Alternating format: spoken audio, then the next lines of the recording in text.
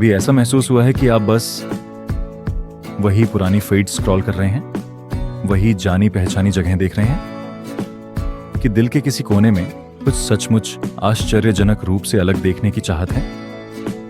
एक ऐसी जगह है जो आपकी नॉर्मल की परिभाषा को, शायद इस धरती की परिभाषा को भी तोड़कर रख दे। क्या हो अगर मैं कहूं कि ऐसी जगह सच में मौजूद है? दुनिया के छोर पर एक विशाल बर्फीला साम्राज्य, जहां जिंदा रहना एक कला है और जिंदगी की खूबसूरती सबसे मुश्किल हालातों में सबसे ज्यादा चमकती है। हम एक ऐसे सफर पर निकलने वाले हैं जो आपकी सोच के दायरे को बदल देगा। मेरे साथ बने रहिए, क्योंकि जो हम खोजने जा रहे हैं वो शायद दुनिया को देखने का आपका नजरिया ही बदल दे। हमारी इस धरती पर कुछ जगहें ऐसी हैं जो किसी दूसरे ग्रह की तरह लगती हैं। इतने चरम परिदृश्य जो रहने लायक दुनिया के बारे में हमारी हर धारणा को चुनौती देते हैं। उत्तरी गोलार्ध में सबसे ठंडे बसे हुए केंद्र की कल्पना कीजिए। यह कोई कल्पना नहीं है, यह ग्रीनलैंड है। 20 लाख वर्ग किलोमीटर से ज्यादा का एक विशाल द्वीप, जिसका 80% से ज्यादा हिस्सा बर्फ में दफन है, एक खामोश जमा हुआ दैत्य। यहाँ का तापमान सिर्फ काटता नहीं है, यह आपकी हड्डियों में समा जाता है। प्रकृति की असली ताकत का एक निरंतर एहसास। भौगोलिक रूप से ग्रीनलैंड अटलांटिक महासागर के उत्तर में स्थित है, एक दूरस्थ चौकी जो पूरी तरह से स्वतंत्र नहीं है। यह एक स्वायत्त संरचना के साथ काम करता है, लेकिन डेनमार्क साम्राज्य से जुड़ा हुआ है। आप इसके लोगों में डेनिश संस्कृति के निशान महसूस कर सकते हैं, एक सूक्ष्म धागा जो इस बर्फीले विस्तार को मुख्य भूमि यूरोप से जोड़ता है। इसकी राजधानी नुक इसका सबसे बड़ा शहर भी है, लेकिन यहाँ बड़ा शब्द सापेक्ष है। यह लगभग 20,000 लोगों का घर है। इस पूरे विशाल देश में केवल लगभग 60,000 व्यक्ति ही जीवन जी रहे हैं, जो मानवीय लचीलेपन का एक प्रमाण है। यह सच में आपको रुकने और उस भूगोल की सराहना करने पर मजबूर करता है जिसे आप अपना घर कहते हैं, है ना? लोग इस दुर्गम द्वीप पर कैसे बस गए, जो किसी भी मुख्य भूमि से इतना अलग थलग है? हमारी कहानी हमें लगभग 1200 साल पीछे ले जाती है। नॉर्वेजियन और आइसलैंडिक नाविक महान वाइकिंग्स ग्रीनलैंड पहुंचे। यूरोपीय आंखों के लिए यह एक अज्ञात सीमा थी। कड़ाके की ठंड के बावजूद उन्होंने क्षमता देखी, शायद एक शरणस्थली या एक रणनीतिक व्यापारिक चौकी। और भी बसने वाले आए और अविश्वसनीय रूप से उन शुरुआती कठोर समय में भी आबादी 2000 के करीब पहुंच गई। जैसे जैसे इन स्कैंडिनेवियाई लोगों ने जमीन पर खेती करने और व्यापार करने का प्रयास किया, व्यापारिक उपनिवेश पनपने लगे। लेकिन उनकी महत्वाकांक्षाएं ग्रीनलैंड की कठोर प्रकृति के सामने संघर्ष करती रहीं। जैसा कि आप उम्मीद कर सकते हैं, उनकी दीर्घकालिक सफलता में केवल ठंड ही बाधा नहीं थी। असली अपराधी सूखा और आश्चर्यजनक रूप से अनुत्पादक मिट्टी। वे जो जानवर लाए थे वे मर गए। किसान चाहे कितनी भी मेहनत कर लें, बंजर धरती से उपजाऊ घास या बड़े पेड़ नहीं उगा सके। लगातार सूखे के कारण हुई इस कृषि विफलता ने कई स्कैंडिनेवियाई लोगों को वापस जाने के लिए मजबूर कर दिया, जिससे व्यापार के लिए केवल कुछ ही साहसी लोग बचे। लेकिन वाइकिंग जहाजों के तट पर पहुंचने से बहुत पहले एक और पीपल ने पहले ही ग्रीनलैंड को अपना घर बना लिया था, इनुइट। हजारों साल पहले हिमयुग के दौरान, जब भूमिपुल अभी भी महाद्वीपों को जोड़ते थे, उनके पूर्वज इन जमीनों पर चलकर आए थे। वे सिर्फ आए नहीं थे, उन्होंने पीढ़ियों तक आर्कटिक के ताने बाने में खुद को ढाल लिया, फले फूले और अपने अस्तित्व को बुना। बर्फ, जानवरों, बदलते मौसमों के बारे में उनका ज्ञान गहरा था, और आज भी है। एक गहरा सहजीवी संबंध जिसने उन्हें वहां फलने फूलने दिया जहां दूसरे विफल रहे। उनकी कहानियां, उनकी कला, जमीन से मिलने वाली चीजों से औजार और कपड़े बनाने में उनकी अविश्वसनीय सरलता मानव इतिहास का एक महत्वपूर्ण अध्याय है। तो इतने बर्फीले विस्तार के लिए ग्रीनलैंड यानी हरी भूमि नाम क्यों? वाइकिंग्स गर्मियों में पहुंचने पर जाहिरा तौर पर इतनी तटीय हरियाली देखी कि नाम को प्रेरणा मिली। यह शायद एक मार्केटिंग चाल थी या एक आशावादी दृष्टिकोण, और वह नाम जो विदेशियों द्वारा दिया गया था आज तक कायम है। आज जो लोग ग्रीनलैंड को अपना घर कहते हैं, वे एक मिश्रण है उन स्कैंडिनेवियाई व्यापारियों के वंशज और स्वदेशी इनुइट, जिनकी जड़ें यहाँ प्राचीन और गहरी हैं। ग्रीनलैंड का बाकी दुनिया के साथ रिश्ता जटिल है। 20वीं सदी में यह यूरोपीय संघ का सदस्य भी बन गया, लेकिन यह ज्यादा दिन नहीं चला। 1985 तक एक जनमत संग्रह के बाद ग्रीनलैंड ने छोड़ने का फैसला किया। क्यों? यूरोपीय संघ मछली पकड़ने, ग्रीनलैंड की प्राथमिक आजीविका और इसके मछली निर्यात पर प्रतिबंध लगा रहा था। ग्रीनलैंड के मछली भंडार और इसके विशाल खनिज संपदा में यूरोपीय संघ की रुचि के बारे में भी चिंताएं थीं। इस क्षेत्र में दुनिया का अनुमानित 35% यूरेनियम और महत्वपूर्ण लौह भंडार है। यह धारणा थी कि यूरोपीय संघ में बने रहने से निरंतर शोषण होगा, इसलिए ग्रीनलैंड ने अपना रास्ता चुना। आज यह डेनमार्क के प्रति जवाबदेह है, लेकिन अपने बड़े पैमाने के फैसलों पर काफी अधिकार रखता है। हालांकि पूर्ण स्वतंत्रता एक दूर की संभावना लगती है। डेनमार्क ग्रीनलैंड में जीवन और सेवाओं को बनाए रखने के लिए सालाना लगभग 1 अरब अमेरिकी डॉलर प्रदान करता है। यह आर्थिक जीवन रेखा महत्वपूर्ण है और ग्रीनलैंड के रणनीतिक महत्व पर किसी का ध्यान नहीं गया है। चीन, रूस और संयुक्त राज्य अमेरिका जैसे देश गहरी दिलचस्पी दिखाते हैं, जो उन यूरेनियम और लौह भंडारों और दुनिया के सबसे बड़े मछली भंडार माने जाने वाले आकर्षक संपत्ति से आकर्षित होते हैं। एक आम ग्रीनलैंड वासी के लिए जीवन कैसा है? अगर कोई डेनमार्क में उच्च शिक्षा प्राप्त करना चाहता है या विशेष स्वास्थ्य सेवाओं की जरूरत है, तो डेनिश सरकार सभी खर्च वहन करती है। यह एक महत्वपूर्ण सुरक्षा जाल है। लेकिन यहाँ एक दिलचस्प बात है, आप आमतौर पर ग्रीनलैंड में जमीन नहीं खरीद सकते। यदि आप एक घर या एक दुकान बनाना चाहते हैं, तो आप राज्य से अनुमति प्राप्त करते हैं, करों का भुगतान करते हैं और उस जमीन का उपयोग करते हैं। निजी भूमि का स्वामित्व, जैसा कि हम में से कई लोग जानते हैं, वास्तव में कोई चीज नहीं है। ज्यादातर घर, खासकर नुक में, सरकारी सहायता प्राप्त संरचनाएं हैं, जिन्हें अक्सर जीवंत, खुशनुमा रंगों में रंगा जाता है, जो सफेद परिदृश्य के साथ तेजी से विपरीत होते हैं। यदि आप इन रंगीन घरों में से एक खरीदना चाहते हैं, तो कीमतें औसतन लगभग $3,50,000 हैं। ग्रीनलैंड को सिर्फ एक जमे हुए कठोर परिदृश्य के रूप में चित्रित करना आसान है, और कई मायनों में यह है। लेकिन अगर आप इसे एक मौका देते हैं, अगर आप करीब से देखते हैं, तो असाधारण विवरण सामने आते हैं। बर्फ से ढकी जमीन में भी जीवन अक्सर छोटी गर्मियों में हरा और जीवंत एक रास्ता खोज लेता है। आप कार के धुएं, फैक्ट्री के धुएं से मुक्त हवा में सांस लेते हैं, और लोग उन्हें अक्सर दोस्ताना, आमतौर पर खुशमिजाज बताया जाता है, जो ध्रुवीय भालू, सील और व्हेल के साथ एक अनोखे सह अस्तित्व में रहते हैं। इन छोटे घनिष्ठ समुदायों में लगभग हर कोई एक दूसरे को जानता है, जो भाईचारे और सद्भावना की एक शक्तिशाली भावना को बढ़ावा देता है। राजनीतिक जुनून की एक उल्लेखनीय अनुपस्थिति है। इसके बजाय समुदाय प्रेम और आपसी समर्थन के लिए एक गहरा मूल्य है। इनुइट और स्कैंडिनेवियाई लोगों के वंशज, इन जमीनों के असली निवासी, यहाँ एकजुट हैं, एक एकता जो शायद इस क्षेत्र में खुली दुर्भावना की कमी की व्याख्या करती है। परिवार सिर्फ महत्वपूर्ण नहीं है, यह अस्तित्व की आधारशिला है। ग्रीनलैंड में लगभग कोई भी अकेला नहीं रहता, क्योंकि सच कहूं तो उस सहायता प्रणाली के बिना जीवन लगभग असंभव है। जब आपका प्राथमिक मानवीय लक्ष्य लगातार ठंड से लड़ना और बस जीवित रहना है, तो परिवारों को एक साथ रखना सर्वोपरि है।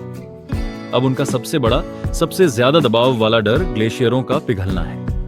यह एक अमूर्त पर्यावरणीय चिंता नहीं है, यह उनकी जमीनों, उनकी जीवन शैली और अंततः हम सभी के लिए एक अस्तित्वगत खतरा है, क्योंकि बढ़ते समुद्री स्तर दुनिया भर के तटीय क्षेत्रों के लिए कयामत के परिदृश्य पैदा करते हैं। वे बदलावों को प्रत्यक्ष रूप से देखते हैं, पतली होती बर्फ, बदले हुए शिकार के मौसम। यह एक भारी बोझ है और प्रकृति का प्रकोप कभी दूर नहीं होता। अचानक सुनामी नाविकों और उनकी नावों को तबाह कर सकती है। आपको यहाँ प्रकृति की भाषा पढ़ना सीखना होगा, सतर्क रहना होगा। राजधानी नुक में भी जीवन की गुणवत्ता, स्वास्थ्य सेवा और परिवहन महत्वपूर्ण चुनौतियां पेश करते हैं, जो द्वीप पर रहने के अलगाव से और बढ़ जाती हैं। दूसरे देशों से सेवाओं तक जल्दी पहुंचना एक लॉजिस्टिकल दुःस्वप्न है। यह अक्सर एक दूरस्थ ग्रह पर उतरने जैसा महसूस होता है।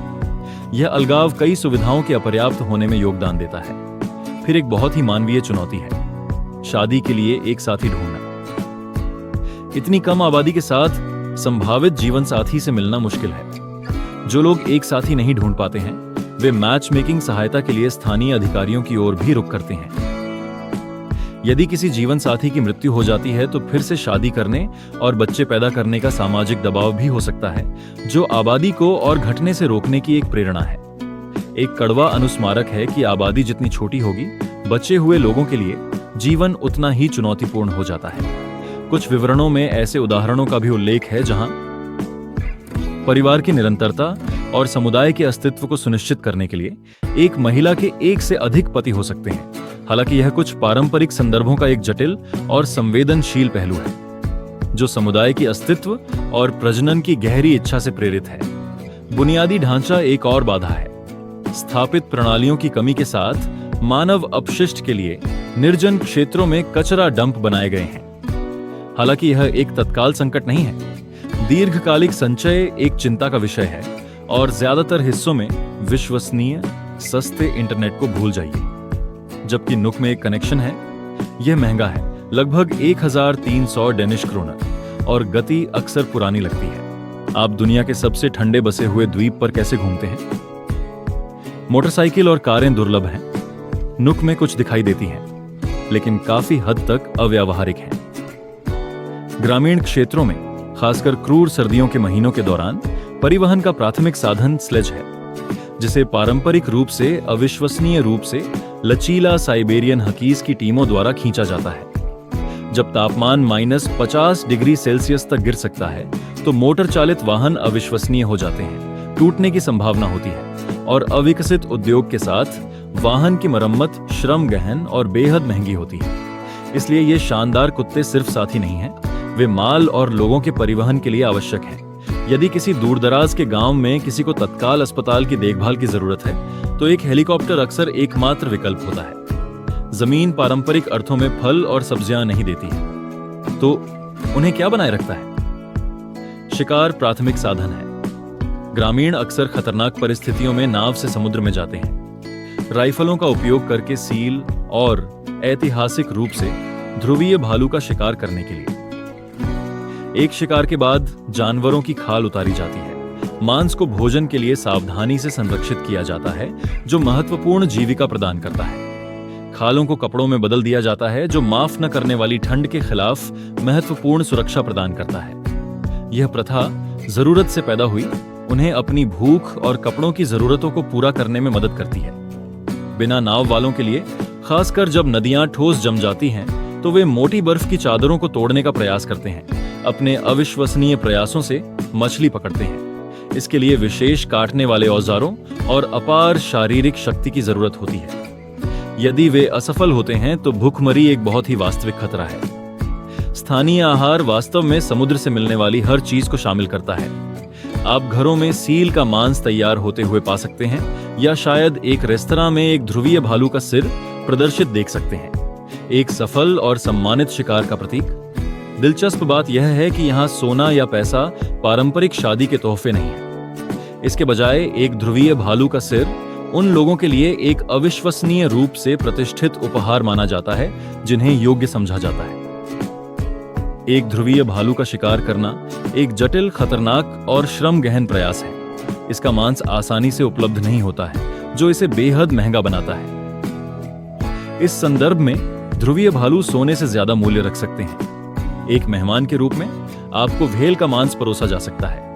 ग्रीनलैंड वासी पारंपरिक रूप से विभिन्न प्रकार के खाद्य पदार्थ खाते हैं, अक्सर एक हाथ में मांस का चाकू पकड़कर हड्डी से मांस को कुशलता से अलग करते हैं। यह विशेष रूप से इनुइट के बीच आम है, जबकि स्कैंडिनेवियाई परिवार अक्सर डेनमार्क से विरासत में मिली सांस्कृतिक रीति रिवाजों को बनाए रखते हैं। ग्रीनलैंड विशाल है, आबादी छोटी है, साथ ही निवासियों से टकराना एक सुखद आश्चर्य हो सकता है। नुक सहित केवल 6 मुख्य बस्तियां हैं। इनमें से एक कुलुसुक में केवल लगभग 300 निवासी हैं। उपलब्ध सेवाओं की कल्पना कीजिए, एक किराने की दुकान और एक चर्च।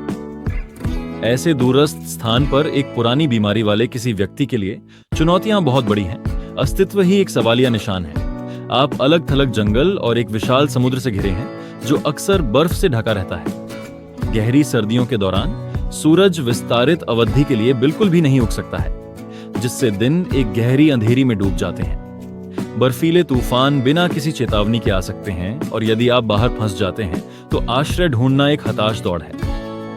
जो लोग इन तूफानों को सहते हैं वे गंभीर बीमारियों से पीड़ित हो सकते हैं, कभी कभी महीनों तक खड़े नहीं हो पाते।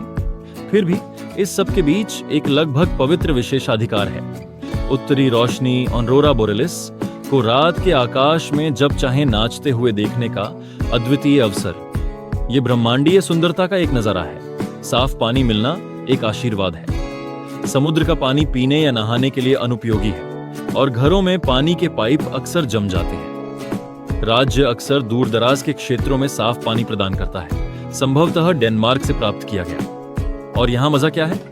ये बर्फ पर स्लेजिंग, उनके काम करने वाले कुत्तों के साथ अद्वितीय बंधन और नृत्य जैसी गतिविधियों द्वारा परिभाषित किया गया है। वे एक स्थानीय भाषा बोलते हैं जिसे काला लिस्सुत कहा जाता है, जिसकी गहरी ऐतिहासिक जड़ें हजारों साल पहले उनके पूर्वजों तक फैली हुई हैं। एक भाषाई खजाना जिससे डेनिश अक्सर जुड़ते नहीं हैं, अपनी भाषा को प्राथमिकता देते हैं। ग्रीनलैंड में रहना निर्विवाद रूप से चुनौतीपूर्ण है, एक जीवन जो किनारे पर जिया जाता है।